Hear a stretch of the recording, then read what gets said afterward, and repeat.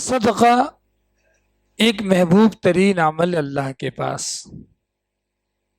اللہ تعالیٰ صدقہ کو پسند کرتا. اللہ تعالیٰ نے صدقہ کرنے کا حکم دیا قرآن مجید میں. خصوصی طور پر رمضان اور صدقہ یہ دونوں کے ساتھ بڑا گہرا تعلق ہے، بڑا گہرا ربط ان دونوں کے درمیان. اس کی دلیل یہ ہے اللہ کے رسول صلی اللہ علیہ وسلم ویسے تو سخی تھے، کہتے ہیں حدیث کے الفاظ ہیں کان اجود الناس. اللہ کے رسول صلی اللہ علیہ وسلم بڑے سخی تھے، لیکن آپ کی سخاوت، آپ کی جود و سخا، آپ کا صدقہ و خیرات، آپ کی جو مالی عبادت غیر رمضان کے مقابلے میں رمضان میں بڑھ جاتی تھی. اللہ کے رسول صلی اللہ علیہ وسلم رمضان میں تیز آندھی کی طرح اللہ کے رسول صلی اللہ علیہ وسلم صدقہ و خیرات کیا کرتے تھے. تو رسول اللہ صلی اللہ علیہ وسلم کا یہ عمل ہمیں یہ بتاتا کہ رمضان کا مہینہ جہاں قرآن کا مہینہ ہے، جہاں تلاوت کا مہینہ ہے، جہاں قیام اللیل کا مہینہ، اسی طریقے سے رمضان کا مہینہ صدقہ و خیرات کا بھی مہینہ ہے. اسی طریقے سے بعض علماء نے، بعض محدثین نے بڑا پیارا استدلال کیا، کہا روزہ اور صدقے کے ساتھ بڑا گہرا تعلق ہے. روزہ اور صدقہ ان دونوں کے ساتھ بھی بڑا گہرا تعلق ہے. دلیل کیا ہے اس کی؟ دلیل یہ ہے اللہ کے رسول صلی اللہ علیہ وسلم نے فرمایا ان فی الجنت غرفا، کہ جنت میں ایسے کمرے ہیں، جنت کے اندر اللہ تعالیٰ نے ایسے کمرے بنائے یرا ظاہرها من باطنها وباطنها من ظاہرها. کہتے ہیں کہ اللہ تعالیٰ نے جنت میں ایسے کمرے بنائے باہر سے اندر کا نظر آتا اور اندر سے باہر کا نظر آتا. تو اللہ کے رسول صلی اللہ علیہ وسلم نے جنت کی تعریف فرمائی، جنت کے کمروں کی تعریف فرمائی اور کہا کہ یہ جو خصوصی جنت ہے، یہ جو عظیم جنت ہے، اس کا حقدار کون ہوگا؟ فرمایا لمن انان الکلام. کہا یہ جنت اللہ تعالیٰ اس کو دے گا جو باتوں میں نرمی اختیار کرتا ہے، نرم گفتگو کرتا. لمن انان الکلام، باتوں کی سختی یہ جو ہے درست نہیں، ہمیشہ بات کرے تو جو ہے نرم بات کرے. لمن انان الکلام، نرم بات کرنے والوں اللہ نے بنائی. اس کے علاوہ اس کے بعد اللہ کے رسول صلی اللہ علیہ وسلم فرماتے ہیں وَأَطْعَمَ الطَّعَامَ، جو صدقہ کرتا ہے، کھانا کھلاتا ہے، مسکینوں کا خیال رکھتا ہے، پیسوں کے ذریعے سے، مال کے ذریعے سے جو کھانے پینے کا اہتمام کرتا، وہ بھی اسی جنت میں جائے گا.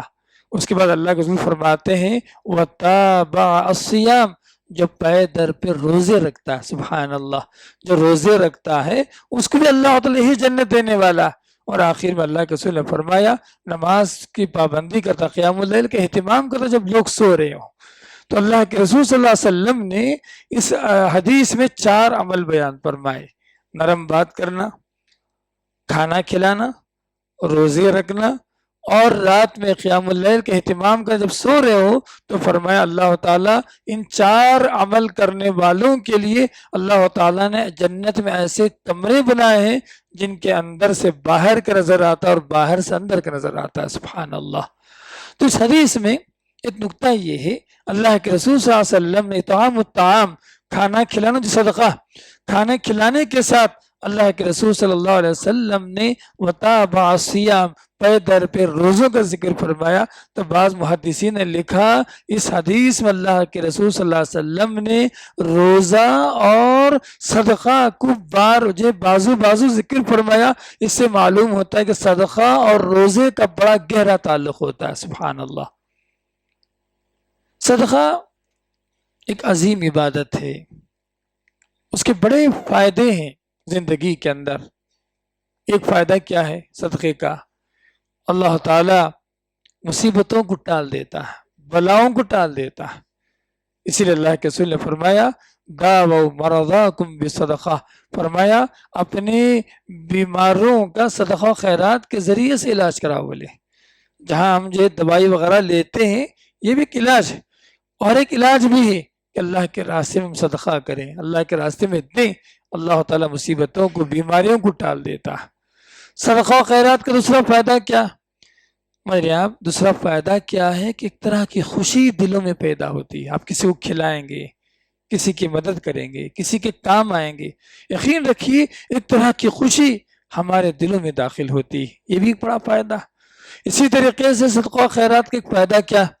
صدقہ و خیرات کا فائدہ یہ ہے کہ ہمارے دلوں کے ہمارا مال پاک ہوتا.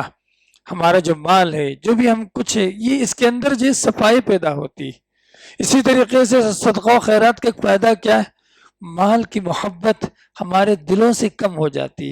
یہ جو مال کی محبت ہے فتنہ، دراصل ہم اگر مال سے محبت کرتے ہیں فتنہ، تو کہا کہ صدقہ و خیرات کرنے سے مال کی محبت میں کمی آتی.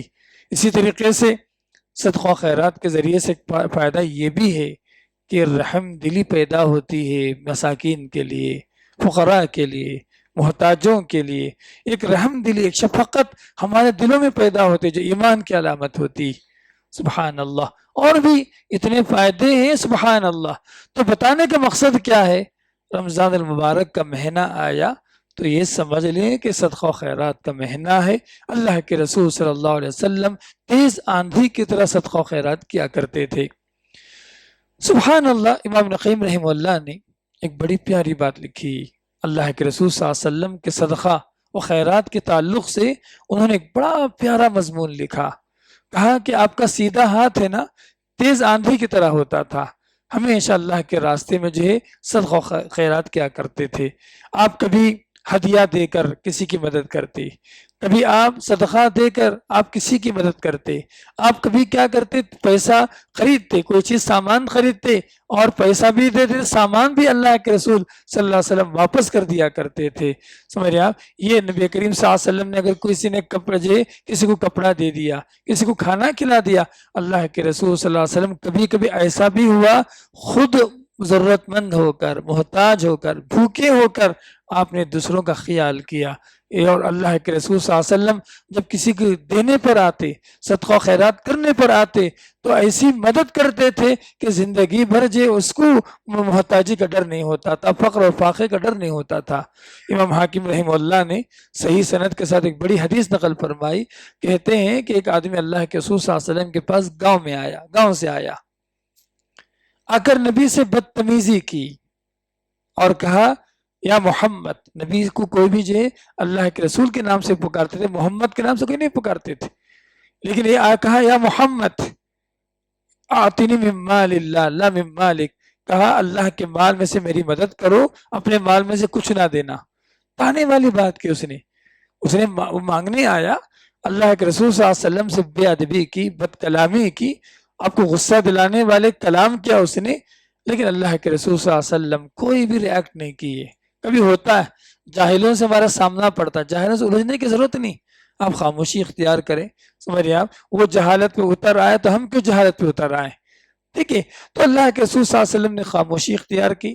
جب بیت المال کے ذمہ دار آئے تو اللہ کے رسول صلی اللہ علیہ وسلم نے کہا کہ اس کو میرے بکریوں کا ایک ریوڑ دے دو. وہ مانگنے ایک بکری ہو سکتا ہے، 2 بکری مانگنے آیا. اللہ کے رسول صلی اللہ علیہ وسلم کی جود و سخا دیکھیں، اللہ کے رسول صلی اللہ علیہ وسلم کی رحم دلی دیکھیں، اللہ کے رسول صلی اللہ علیہ وسلم کا اکرام دیکھیں، کیسے آپ دوسروں کے ساتھ عزت کیا کرتے تھے، کیسے خیال کرتے تھے. کہا کہ ان کو بکریوں کا ایک ریوڑ دے دو. وہ آدمی ساری بکریاں لے گئے اپنے قوم کے پاس، گھر نہیں گیا، پورے لوگوں کو بلایا، گاؤں جا کر اپنے مقام پہ جا کر سب کو بلایا، سب جمع ہو گئے. اس نے کیا خطبہ دیا معلوم ہے؟ پیغام دیا. پہلا جملہ اس نے کہا اسلموا علی محمد. کہا محمد جو دین لے کر آئے نا اس سے مسلمان ہو جاؤ، قبول کر لو اس کو. فإن محمدا یعطی عطاء، کہ محمد اتنا دیتے ہیں، اتنا صدقہ کرتے ہیں، اتنا خرچ کرتے ہیں، لا یخشی علیہ الفقر، کبھی فقر اور فاقے کا ڈر نہیں ہوگا. اسی نے کہا تھا. سبحان اللہ. یہ اللہ کے رسول صلی اللہ علیہ وسلم کا عمل تھا، رمضان ہو غیر رمضان ہو، کہ اللہ کے رسول صلی اللہ علیہ وسلم بڑے دیالو تھے، بڑے جود و سخا کیا کرتے تھے، بڑا خرچ کیا کرتے اللہ کے راستے میں. آپ جانتے ہیں اللہ کے رسول صلی اللہ علیہ وسلم نے کہا جو بچوں کو کھلاتا، بھی بچوں کا خیال کرتا، پہناتا، میرا ان پہ خرچ کرتا، یہ سب اللہ تعالیٰ خرچ کرنے والے باپ کے لیے اللہ تعالیٰ اجر لکھنے والا، صدقہ لکھنے والا۔ سبحان اللہ۔ اللہ کے رسول صلی اللہ علیہ وسلم نے ہمارے لیے خوشخبری سنائی، جو ماں باپ اولاد کو جی اچھا پہنانا چاہتے ہیں، اچھا کھلانا چاہتے ہیں، ان پر خرچ کرتے ہیں، اللہ تعالیٰ اس کے بدلے، یہ سب صدقہ ہے، اللہ تعالیٰ اس کے بدلے اللہ تعالیٰ اجر دینے والا۔ اسی طریقے سے صدقہ و خیرات کا ایک بڑا اہم فائدہ کیا ہے؟ آدمی اگر 1 روپیہ خرچ کرے، اللہ تعالیٰ اس کے بدلے 700 جو ہے ٹائمز اللہ تعالیٰ اس کا اجر دیتا۔ مثل الذین ينفقون اموالهم فی سبیل اللہ کمثل حبۃ انبتت 7 سنابل فی کل سنبلۃ 100 حبۃ واللہ یضاعف لمن یشاء۔ سبحان اللہ۔ سورہ آل عمران کی آیت، سورہ بقرہ کی آیت، اللہ فرماتا ہے کہ جو لوگ اللہ کے راستے میں خرچ کرتے ہیں ان کی مثال ایسی گویا کہ انہوں نے ایک دانہ زمین میں ڈالے، 1 روپیہ خرچ کیے، ایک دانہ ڈالے، وہ دانہ کیا کیا؟ 7 بالیاں اگایا، اور ہر بالی میں 100 دانے، ایک دانہ ڈالا، نکلا کتنا؟ جو آؤٹ پٹ ایک تھا، خرچ کیا اس نے 1 روپیہ، ایک دانہ، اور اس سے انکم کتنا ہوا؟ 700 دانہ۔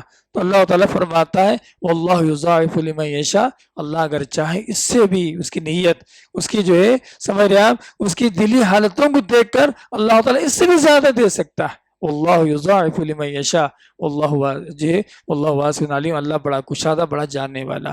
تو اس آیت میں اللہ تعالیٰ نے صدقہ و خیرات کا فائدہ یہ بتایا، ہم 1 روپیہ خرچ کریں گے، اللہ تعالیٰ اس کے بدلے، اللہ تعالیٰ اس کے بدلے 700 گنا یا 1000 گنا یا اس سے بڑھ کر اللہ جو چاہے اللہ تعالیٰ عنایت کرنے والا۔ یہ خوبی ہے، یہ فائدہ صدقہ و خیرات کے۔ یاد رکھیں، صدقہ و خیرات کرنے سے، اللہ کے راستے میں دینے سے میرے آپ جو تبدیلیاں ہماری زندگی میں آتی ہیں، سب سے بڑی تبدیلی کیا ہے؟ آدمی اللہ پر بھروسہ کرنا سیکھتا، توکل بڑھتا، جو اللہ آج مجھے دیا میں خرچ کروں گا، وہ واپس آئے گا، ریٹرن آئے گا ہمارا، وہ بیکار نہیں جائے گا، ضائع نہیں جائے گا۔ یہ ایمان، یہ توکل صدقہ و خیرات کے ذریعے سے ہمارے دلوں میں پیدا ہوتا ہے۔ یہ بہت اہم چیز ہے ایک مومن کی زندگی کے لیے۔ اگر آدمی کی زندگی میں توکل نہ ہو، آدمی کی زندگی میں جو بھروسہ نہ ہو اللہ پر، آدمی کی زندگی میں امید نہ ہو، تو پھر وہ کیا بن جائے گا؟ سوچ کے دیکھیں آپ تھوڑی دیر کے لیے۔ اللہ کے راستے میں خرچ کرنا، اللہ کے راستے میں دینا، یہ اتنی عظیم عبادت ہے، یہ اتنی بڑی میرے آپ نعمت ہے یہ، کہ اس کے ذریعے سے توکل، ایمان مضبوط ہوتا ہے۔ سبحان اللہ۔ اسی لیے اللہ نے قرآن میں کہا یا ایھا الذین آمنوا انفقوا، اے مومنو خرچ کرو۔ اللہ تعالیٰ نے ایمان، اہل ایمان کا نام لے لے کر قرآن میں حکم دیا۔ اللہ تعالیٰ نے قرآن میں کئی مقامات پر اہل ایمان کا نام لے لے کر اے مومنو خرچ کرو، جو ہم نے تمہیں دیا ہے، ہم نے جو عطا کیا تمہیں، اس میں سے خرچ کرو، اس میں سے خرچ کرو، جو تم کماتے اس میں سے خرچ کرو۔ اللہ تعالیٰ سورہ بقرہ کے کئی آیتوں میں اللہ تعالیٰ نے انفاق کا حکم دیا اہل ایمان کے لیے۔ اس میں نکتہ یہ سمجھنے والی بات یہ ہے، جب اللہ کے راستے میں ہم خرچ کریں گے، اللہ کے راستے میں اگر ہم دیں گے، یقین رکھیے کہ اس میں ایمان میں اضافہ ہوتا ہے، توکل بڑھتا ہے، اللہ تعالیٰ سے جو امیدیں بڑھتی ہیں، اللہ تعالیٰ سے اچھی امیدیں بنتی ہیں، یہ تمام ایمان کی علامت ہے، خیر کی علامت ہے۔ بعض علماء نے کہا صدقہ اور رمضان کا ایک تعلق یہ بھی ہے کہ رمضان میں آپ صدقہ کریں گے، اللہ کے راستے میں خرچ کریں گے، اس کا فائدہ یہ ہوگا کہ رمضان میں اعمال کا اجر ڈبل کر دیا جاتا ہے۔ غیر رمضان میں اگر 1 روپیہ اگر خرچ کیا، جیسے مثال بتایا بھی میں نے، 700 روپے، اللہ تعالیٰ نے کہا کہ کبھی 10 گنا، کبھی 700 گنا، کم سے کم 10 گنا۔ 1 روپیہ اگر خرچ کرے گا، اس کا کم سے کم جو اللہ تعالیٰ کے پاس جو اجر ہے 10 گنا، کم سے کم منیمم، اور میکسیمم 700 اینڈ ابو، 700 کے بڑھ کر۔ یہ رمضان میں یہ جو اللہ تعالیٰ جو غیر رمضان کی بات بیان فرمائی، علماء اکرام کہتے ہیں کہ رمضان میں خرچ کرنے کا جو ثواب ہے، نیکیوں کا جو ثواب ہے، دگنا کر دیا جاتا، ڈبل کر دیا جاتا۔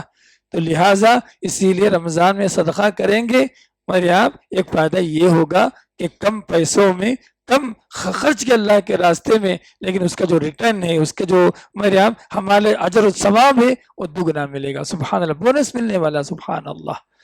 لہذا مسلمانوں، اس خرچ کا ایک تعلق سے اسراف بہت کرتے ہیں آج ہم لوگ۔ ہمارے جو پیسے ہیں نا، بہت سارے غیر ضروری چیزوں میں لگ جاتے ہیں۔ استعمال نہیں کرتے، چیزوں کو لا کے رکھ لیتے ہیں، چیزیں خراب ہو جاتی ہیں۔ ایسا نہیں ہونا چاہیے۔ ایک مومن ہمیشہ سمجھداری کے ساتھ خرچ کرتا، ہمیشہ اس کا ٹارگٹ یہ ہوتا کہ اللہ کے راستے میں ہم کیا کریں، اللہ کے راستے میں ایسی انویسٹمنٹ کریں کہ دنیا اور آخرت میں اس کا فائدہ ہو جائے۔ صحابہ کرام کیسے تھے معلوم آپ کو؟ صحابہ کرام بھی ایسے دیالو تھے، اللہ کے راستے میں دینے میں، صدقہ خیرات کرنے میں، اللہ کے راستے میں خرچ کرنے میں کبھی پیچھے نہیں رہتے تھے۔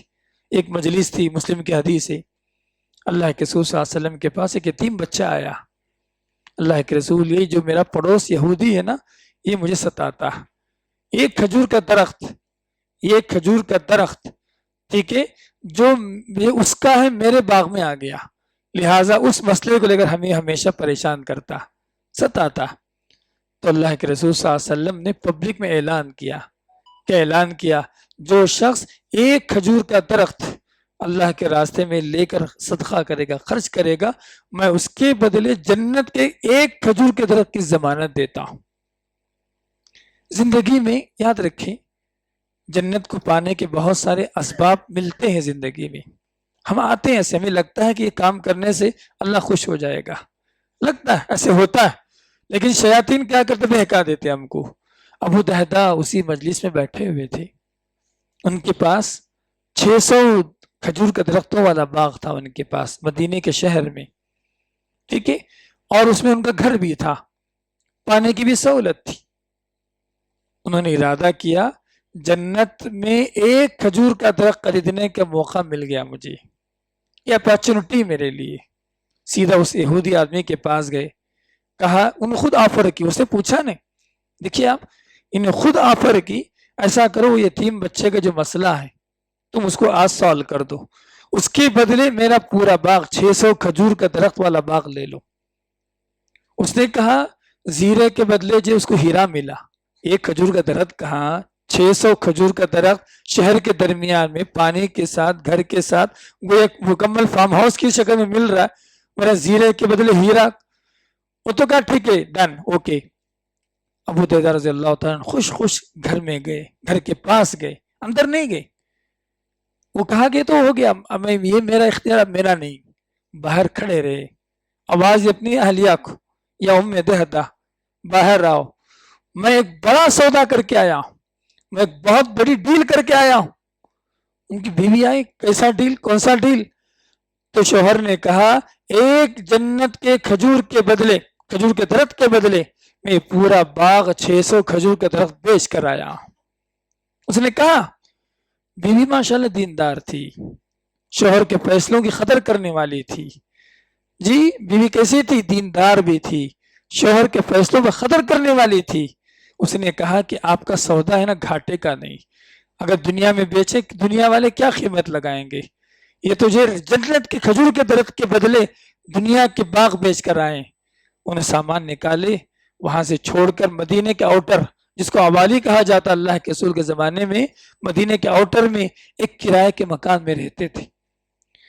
اتنی حالت خراب تھی، عمر بن خطاب کے زمانے میں جب معلوم پڑا ابو دہدا کے گھر میں فاقے چل رہے ہیں، تو حضرت عمر بن خطاب رضی اللہ تعالیٰ عنہ نے بیت المال سے ان کے لیے وظیفے کا اہتمام کیا۔ حدیث کی کتاب پڑھتے، تو بتانا کیا چاہتا ہوں میں، صحابہ کرام بھی اللہ کے راستے میں دینے میں، خرچ کرنے میں، جنت کو جانے میں ہمیشہ پیچھے نہیں رہا کرتے تھے۔ ہم کو بھی ایسے رہنا، یہ مال آزمائش ہے ہمارے لیے، یہ مال ایک فتنہ، یہ مال جو صحیح استعمال ہوا خوب جنت لوٹ سکتے ہیں، اگر مال غلط راستے میں گیا یقین رکھیے کہ جواب دینا مشکل ہو جائے گا۔ اللہ سے دعا ہے اللہ تعالیٰ اس ماہ رمضان کو صدقہ خیرات کرنے والا، اللہ کے راستے میں خرچ کرنے والا اللہ تعالیٰ ہم سب کو بنائے۔ اقول قولی ھذا استغفر اللہ لی ولکم لسائر المسلمین وآخر دعوانا الحمد للہ رب العالمین والصلاة والسلام علی رسول اللہ وعلی من والاه اما بعد۔ سورہ منافقون کی ایک آیت میں نے شروع میں تلاوت کی تھی۔ اللہ فرماتا ہے وَأَنفِقُوا مِمَّا رَزَقْنَاكُمْ، خرچ کرو جو ہم نے تمہیں دیا، من قبل ان یأتی احدکم الموت، قبل اس کے کہ موت آ جائے۔ اللہ کہہ رہا ہے موت آنے سے پہلے خرچ کرو۔ اللہ کے رسول صلی اللہ علیہ وسلم نے بڑی پیاری حدیث فرمائی، سب سے بہترین صدقہ کون سا؟ افضل الصدقہ، بہترین صدقہ یہ ہے ان تکون شحیحا، ان تکون صحیحا، کہ تم صحت مند ہو، وشحیحا، اور تمہارے اندر جو ہے سمجھ رہے آپ پیسہ جمع کرنے کی خواہش بھی ہو، وتأمل الغنى، مالداری اور بے نیازی کی امید بھی رکھتے ہو، وتخشى الفقر، فخر کا بھی ڈر ہو۔ ایسی صورت میں اگر آپ خرچ کر، صحت مند ہیں آپ، پیسے جمع کرنے کی خواہش بھی ہے، مالداری کی بھی جو ہے امید کرتے ہو، محتاجی کا بھی ڈر ہے آپ کو، ایسی صورت میں اگر آپ خرچ کرتے ہیں، یہ سب سے بہترین صدقہ ہے۔ اللہ کے رسول نے فرمایا، تو قرآن میں یہ کہتا، اللہ تعالیٰ فرماتا ہے کہ موت آنے سے پہلے، موت آنے سے پہلے تم اللہ کے راستے میں خرچ کرو۔ کیوں؟ اسی میں جواب ہے اس کا، قال ربی، آدمی کیا کہے گا جب موت آ جائے گی نا، جب موت آ جائے گی فرشتوں سے گڑ گڑائے گا، لولا اخرتنی الی اجل قریب، اے اللہ تھوڑی مہلت دے دینا، تھوڑی مہلت، لولا اخرتنی الی اجل قریب، تھوڑی مہلت دے دینا، میں کیا کروں گا؟ فاصدق، پورا مال اللہ کے راستے میں صدقہ و خیرات کروں گا، واکن من الصالحین، نیک بن جاؤں گا۔ آدمی موت کے وقت، آدمی موت کے وقت سب سے پہلے اس کی جو دھیان ہے، جو جانے والا ہے، اپنے مال اللہ کے راستے میں خرچ کرنے کی طرف جانے والا۔ کیوں؟ اللہ کے راستے میں صدقہ و خیرات کرنا یہ جہنم سے بچانے کا ذریعہ، سبحان اللہ، آگ سے بچانے والا عمل ہے صدقہ۔ صدقہ کیا ہے؟ یہ آگ سے بچانے والا عمل۔ اس کو یقین ہو جائے گا اگر کوئی چیز مجھے جہنم سے بچا سکتی ہے، وہ صرف اور صرف صدقہ ہے۔ آدمی کہے گا، کیا کہے گا کہ جو ہے موت آنے کے بعد فرشتوں سے مجھے تھوڑی مہلت دے دو، میں سارا مال خرچ کر کے آؤں گا اور نیک و صالح بن کے آؤں گا۔ وہ دن آنے سے پہلے اب پلان، آنکھ بند ہو گئی، ساری پراپرٹی دوسروں کی ہو جائے گی، ساری پراپرٹی دوسروں کی ہو جائے گی۔ ایک صاحب تھے، بیوی کا انتقال ہو گیا، بچے نہیں تھے ان کو، کروڑوں کی پراپرٹی تھی، کبھی انہوں نے سوچا نہیں اللہ کے راستے میں کچھ دینا، صدقہ و خیرات کرنا ہے، اچانک موت آ گئی، سارے خاندان والے پتہ نہیں کون کون ہے، سب کیس کر کے یہ کر کے سارا پوری جائیداد ہڑپ لی۔ یہی ہونے والا زندگی میں، یہی بات اللہ تعالیٰ اس احساس دلا رہا ہم کو کہ ہم موت آنے سے پہلے آخرت کی تیاریوں میں جو تیاری کا اہتمام ہونا ہے، اللہ کے راستے میں صدقہ و خیرات بھی کرنا، اللہ کے راستے میں دے کے جانا، بنا کے جانا، ایسا کوئی راستہ کھول کے جانا کہ مرنے کے بعد بھی اجر ملتا رہے۔ اللہ کے رسول صلی اللہ علیہ وسلم نے کہا نا، کیا کہ اللہ کے رسول صلی اللہ علیہ وسلم نے کہ مرنے کے بعد جب آدمی مر جاتا نا، تین چیزیں اس کے پیچھے پیچھے جاتی، ایک چیز رہ جاتی، دو چیز واپس آ جاتی، عمل رہ جاتا، رشتہ دار واپس آ جاتے، اس کا مال بھی وہی واپس آ جاتا، اے ٹی ایم کارڈ نکال لی، سارا کام، ساری چیزیں اس کا بنگلہ، اس کی کار، اس کی پراپرٹی، اس کی تمام چیزیں وہی رک گئی، صرف قبر میں عذاب، یہ قبر میں صرف جو اس کا عمل گیا۔ پھر اللہ کے رسول نے کیا کہا؟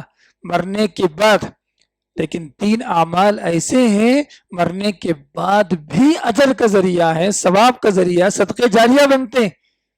کون سے اعمال ہیں؟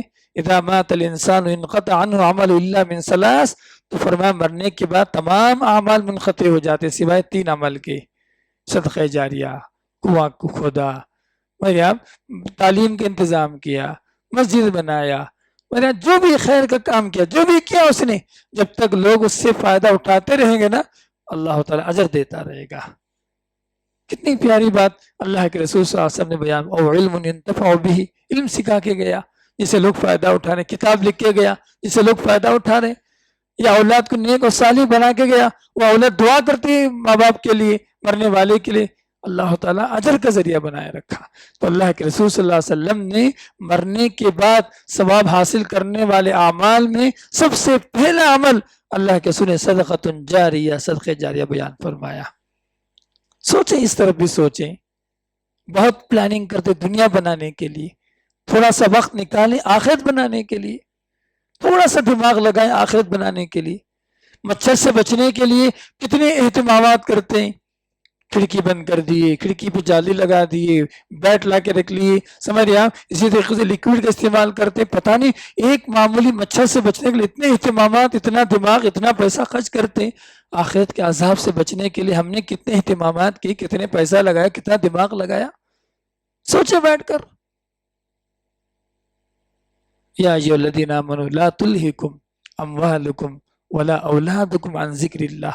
تمہارا مال، تمہاری اولادیں کہ اللہ کے ذکر سے تمہیں غافل نہ کر دے، اللہ سے دور نہ کر دے.